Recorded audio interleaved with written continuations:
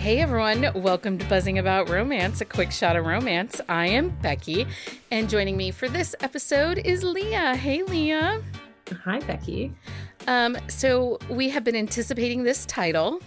We have, very much so. We were super lucky that Natasha Madison, we're recording this in mid-May. This book does not come out until the first week of June, I believe. And we were lucky to get early advance copies from her because she felt that after we have shared our frustration on her former hero, or on her hero Nico, she felt we might have similar feelings towards the hero in this book. I will say yes, but mostly no. I had a Kindle throwing moment. Oh, I had a couple Kindle throwing moments, but I was not still mad at him at the end. I was not still mad at him at the end. So I'm still salty at Nico 3 years later. 3 years later, we're still mad at Nico. Whenever his book came out, it's been at least 2 years. I think it was March 2021. I don't know, but I'm still mad at Nico. I'm still salty. I'm going to look it up because I need to know. So on this episode of A Quick Shot of Romance, we're reviewing Made for Romeo by Natasha Madison. This is book 4 in the Made for series. This will be a spoiler-free review for you guys. And we will link this synopsis of this book in our on-the-shelf show notes at buzzingaboutromance.com. I feel with this Made for series, Natasha is hitting... She always writes a really great book. Some, you connect with more than others. But in this particular series... she's hitting us with some really deep emotions, but I don't feel like it's just emotions for angst. It's emotions with purpose. Well, and it's one of those things where she's really going back to old school Natasha, where she was really hitting her bread and butter, stride in the way she's told her stories. And I feel like she kind of lost a little bit of that gumption and direction in the way that she wrote the stories. And not that the stories were bad, but there were a couple that they didn't hit as good for us. They were still really well written, but she really she's focusing on the main characters of the book. Their story is first and foremost in these stories, and the emotions that she gives us they're real, and they're heavy, and she's not afraid to take chances in a couple of these books, which I really enjoy. Not at all. So in this one, it's released June 2nd of 2023. It is in Kindle Unlimited. This is a second chance, next gen, Hollywood norm, enemies to lovers, billionaire romance, redemption romance, and it is a slow burn. And he has to redeem himself big. Oh yeah. There's lots of groveling. So much groveling. So the Made for series, this is book 4. It is a series of standalones. You can absolutely read these as individual. This is also sports adjacent trope. Yeah, because it's the next gen. So Beckett, what is his name? Oh shit. Who are we talking about? Romeo. Romeo Beckett. Yeah, I got half right. Okay, so Romeo's parents are book 1 of the Hollywood series that she had written, and Gabriella Stone is from the This Is series, right? No, the Something So she's series. From the Something. No, she's from the This Is. This Is. Yeah. Well, that generation. Yeah, she's Justin's daughter. Both second gens of books of previous books. So okay, this is dual first person point of view. Put out percentage was 62%. 62%. Yeah. 62%. And there is no third act breakup. No, but they actually do not get back. They don't get together until about 45% of the book. I would even say closer to 60% of the book, because he's still... Because I was... Well... Because... Yeah, I guess... So there's... Yeah, I guess so. And we'll get to it, because there's a couple point in times where she kind of tries to push the relationship forward, and he says, we're going to wait. I'm going home. You're not coming back with me to the hotel. I'm not coming in. Well, okay. So they start moving forward again around 40%. Okay, so like we said, this is the story of Romeo Beckett and Gabriella Stone. Um, when they first meet in LA, they meet at a party, at a Hollywood party. Mm-hmm. Gabriella is there for school. She is working in Photography. photography. I was going to Mm-hmm. say something else, and that was not right. I knew that. It Um, wasn't even close, and Romeo probably. is the son of Hollywood royalty, and he is actually Mm-hmm. working in film and TV and Yes. making some steps to going from kind of teen heartthrob into serious actor. Mm-hmm. Um, and But what, so when they first get together, like they meet, they have like they they have the sex right away. Like, and yeah, they are together for a little while, but they don't go out on dates. They either are at her apartment or his apartment. Like they are very much a secluded, secret style relationship. yeah. And in Romeo's head, so I kind of like how Natasha wrote this Hmm. because he wasn't keeping her a secret. No. He was keeping her to himself. Yeah, because he like introduced her to his parents. Like they had dinner with his parents multiple times. Like they had done things together, but he did not take her in a public space. And I think part of that is like he wanted to keep her to himself. Like he didn't want the Yeah. world like infringing on their relationship. Well, and he never poses with pictures for her, but then he finds that she's not even hinting about their connection on her social media. Hmm. And what I really found really interesting was how Natasha, you know, describes his feelings because I think it really helps the reader because we're going to tell you why they broke up. Yeah. And it's very clear. He in the synopsis it says he made a grave mistake. Um Gabriella leaves LA to go attend to her sister. Hmm. And when she comes back and flies in, she goes directly to his house Yeah. and doesn't tell him that she's coming early. No. And it's a day early. And Yep. when she walks in, he has a half naked woman on his lap on his sofa in his living room. Yes. And they are in the midst, it looks as if they are in the midst of doing things.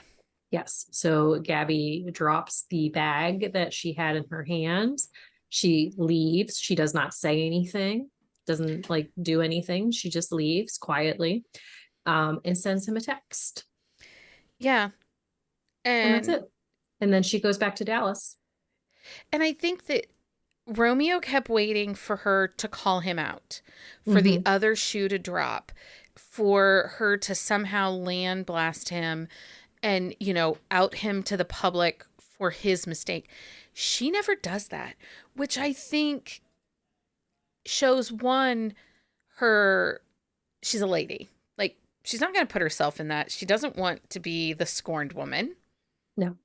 Well, but also too, like, I think part of it is like if he had really paid attention to who she was and who her family was, like he would have realized like that wouldn't have happened. Like she would not have been the type of person to do that because her family is very much in the public eye. Like she might not personally be, but her family is.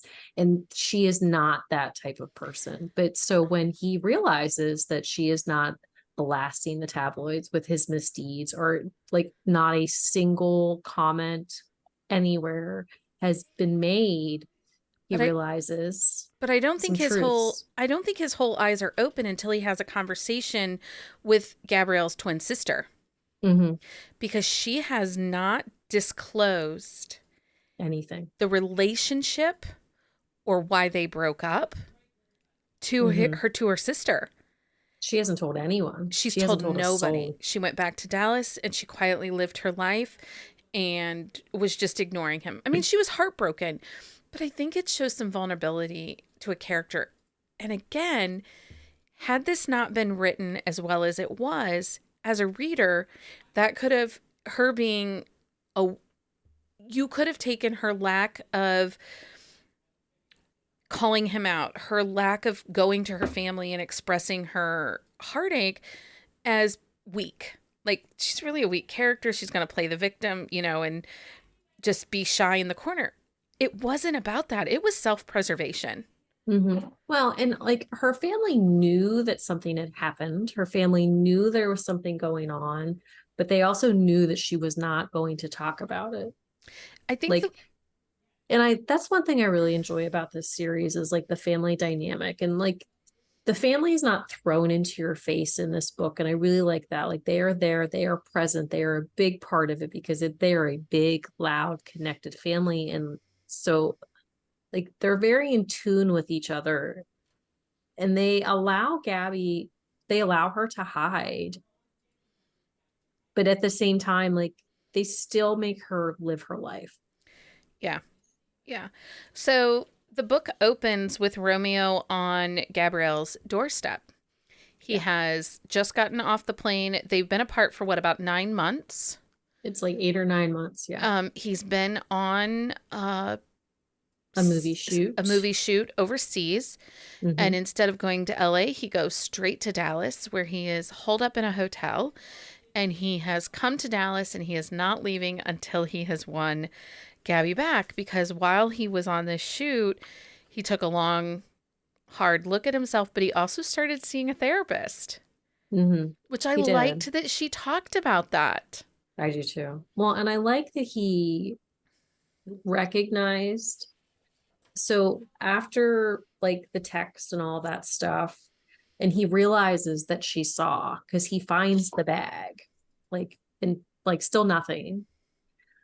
It takes him some time. Like he even says it's about a month after everything happened, like, and he was still feeling the way that he was, that he realized like that his feelings for her were more than he really anticipated. And I like that factor too, is like there was a bigger connection than he recognized at the time. And yes, he did that dumb thing. But I think this book is written so well that we get his self-awareness. We get his Mm-hmm. journey. But one of the best thing that happens in this book is that he tells his mom and his dad why he's in Dallas, because they're like, "What are you doing in Dallas?" And he's like, "Listen, you remember Gabby? I'm here to win her back. Yeah. Like she and she is my one." And And and then he tells them why they he broke lost up. her. Yeah. And his mom loses it. His mom loses it, but his sister flat out calls him out on everything. Oh, I know. Like I love she's that. I like, love that whole scene. I'm super excited to say though, the sister Riley, she is the next book in this series, but we don't get it till January. Yeah.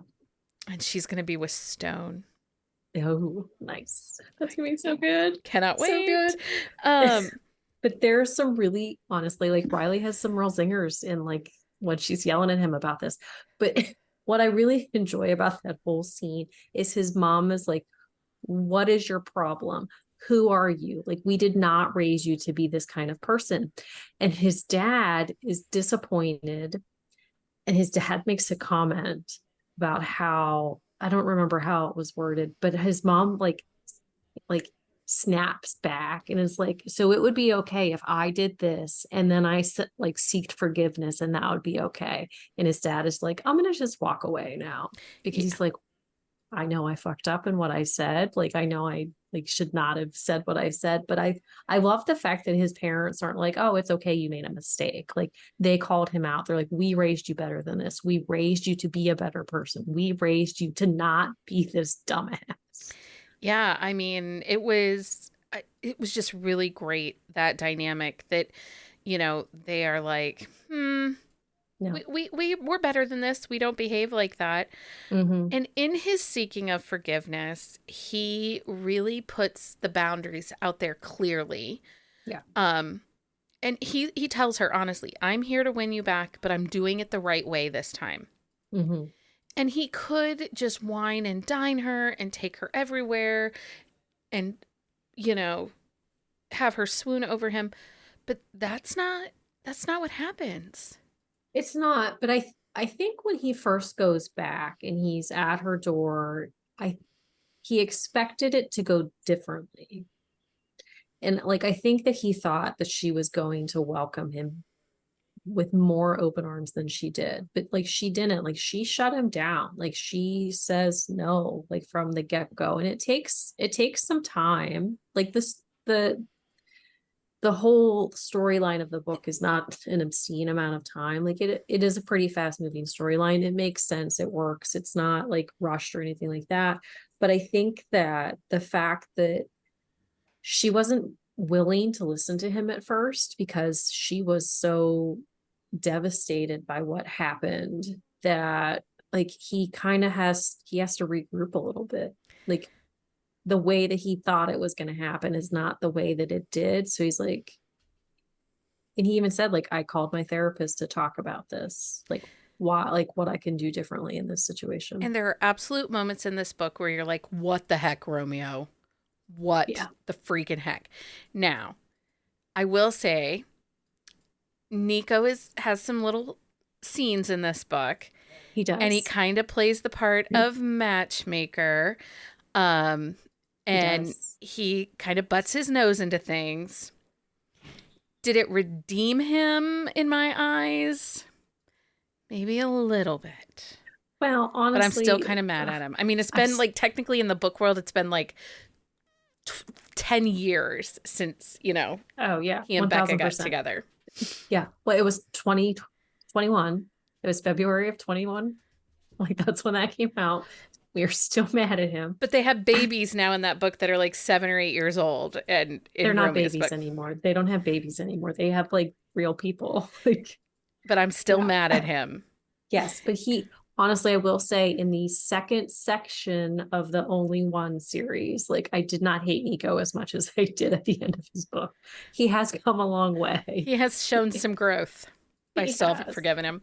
Um, as you can expect with any Natasha Madison book that's in her hockey world, we do get the hilarious antics of Max and Matthew Oh man, I love and a those Cooper too. Stone sighting. Well, of course you got the OG. And it was so fun. And I am super curious. Natasha shared with us on the happy hour that the hockey series is crossing over into her southern world. And Mm-hmm. we are hinted at one of Gabby's Well, brothers that's yes, because headed over. I think it's Chase. No, Chase's And book won in this okay. series. No, so the one brother, like I actually just was like leafing through and he is with Sophia. It's going to be Sophia Yeah. from the He Southern I think series. that's one of the brothers, maybe Matthew or Let me look. something, Let me look it Maddie, up. that walked in on Max and his wife Oh yeah, at their house. yeah, because that happens. Because, you just I don't go swear. over. Yeah, it's Matthew. Matthew. Yeah. So I'm really excited to go over into that Southern series and check this out. Um, I, this book, so for a second chance book that technically they broke up because of cheating. And I know that that's Mm-hmm. going to put some red flags up for people and they're going to be like, oh, I can never forgive him. You Trust us. can though. Trust us. Trust us. But one thing I like though is there are some things that happened after they broke up that I really like the fact that Natasha made that author decision with Gabby. Yes. Yes. I think that was a good way to take the She story. put she put a power move in Gabby's hands, but also we get some clarification, and it is not justification No, on no, Romeo's behaviors. We get some clarification. yes. And so, if you're looking at this book and you're like, red flag, I can't do this. He betrayed her. Trust us. Trust us, you can. Well, and if you need specifics, just message us Yeah, and we will let you know of because course. this is definitely a book that you want to read. Like this is the epitome of a good grovel in romance. Like he does the work. It's not easy. It's not always pretty. Well, and I'm typically very harsh on second chance romances because a Yeah, lot of well, times it just feels like it was an easy way for the author to give us a connection to the characters without actually showing us the connection. Well, but sometimes too, I feel like second chance is kind of like that throwaway one where they like run into each other. And so it's like a second chance because of that. Like he is actively seeking out the second chance. And I think that's why this one is a little bit different because like when couples break up and they run into each other, it's like, oh, I've loved you forever, but they never search that person out. Yeah. It's like you've really cared about them that much, but you were never going to go see them. Like you just happened to run into them, and that is like the catalyst for it. Like Romeo is actively going after Gabby. Like he is actively saying, this is my person, this is my end game. And I think that is one reason that the second chance works as well as it does. Yeah. Okay, if you have a book you think we should review for a quick shot of romance, or you just have an author you would like to see us featured, Yes. Send us an email to thebees@bookcaseandcoffee.com. So this book, we're talking about it in May, but I don't believe that this book drops until end of June, July. We're recording in advance because I'm taking some much needed vacation time away from recording. Podcasts will stay the same. But so if you send us one, just note that it might be August or September before you hear the title. Yeah. Well, but also too, like sometimes we are inundated with episode research and episode backlists That's we true. are. So sometimes we don't have time to get to those authors, but like if you give us an author, you give us a book, it is on the list. Yeah. And the list is mighty. The list is mighty. Yes, it is. Okay, Leah, thanks for hanging out with me and talking about Made for Romeo. Oh, Romeo. What the heck, Romeo? Oh, Romeo. Until next time, everyone. Happy reading, everybody. Find us on Instagram at Buzzing About Romance or on Twitter at Buzzing Romance. If you like the podcast, please leave a review. If you'd like to support us directly, join the Bookcase and Coffee Patreon and receive exclusive content only available to Patreon members. Check out bookcaseandcoffee.com for our on-the-shelf show notes.